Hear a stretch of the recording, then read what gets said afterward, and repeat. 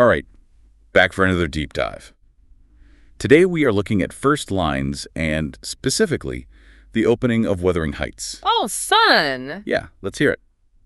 1801. I have just returned from a visit to my landlord, the solitary neighbor that I shall be troubled with.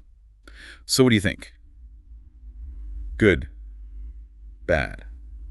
Indifferent. Well, I can see why some might find it a little underwhelming. Yeah, doesn't exactly leap off the page. It's not like, call me Ishmael, you know? Right. But I think it does a lot of subtle work setting the stage. Like, boom, 1801. Yeah, she just throws that date right at you. It's not just a random year, though. England in 1801 was still reeling from the French Revolution. Okay. Lots of social anxieties, worries about class structures crumbling. You can feel that unease kind of creeping into this line. Interesting. I hadn't thought of it like that. Okay, say we're in 1801, and what about the rest of it? Well, then you've got this narrator, Lockwood, coming back from visiting his landlord.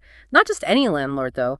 A solitary neighbor. A solitary neighbor who's going to be troubled with. Exactly. That word troubled is doing a lot of work. It's like a little warning sign, right? Like, heads up, this is not going to be a smooth relationship. No kidding.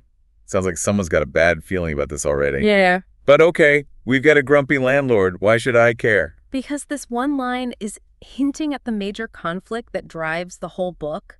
The clash between Lockwood, this outsider from the city, and Heathcliff, this brooding figure tied to the wild landscape of the moors. Oh, right, the Moors. Can't forget those. They're almost a character themselves, aren't they? Totally. Bleak, isolated, full of wild beauty. They reflect the passions and the darkness in the characters, too. Yeah, Wuthering Heights isn't exactly known for its sunshine and rainbows, is it? Nope. And that sense of isolation Lockwood feels right from the start. It sets him up to misinterpret everything going on at Wuthering Heights.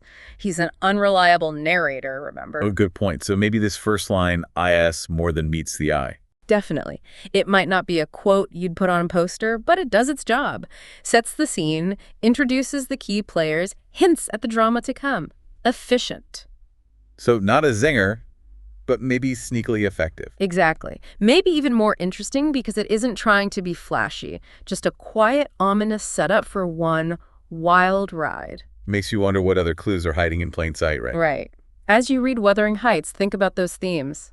Isolation, judgment, the clash between different worlds. See how they play out. Great advice. Thanks for this deep dive. My pleasure. Until next time, everyone.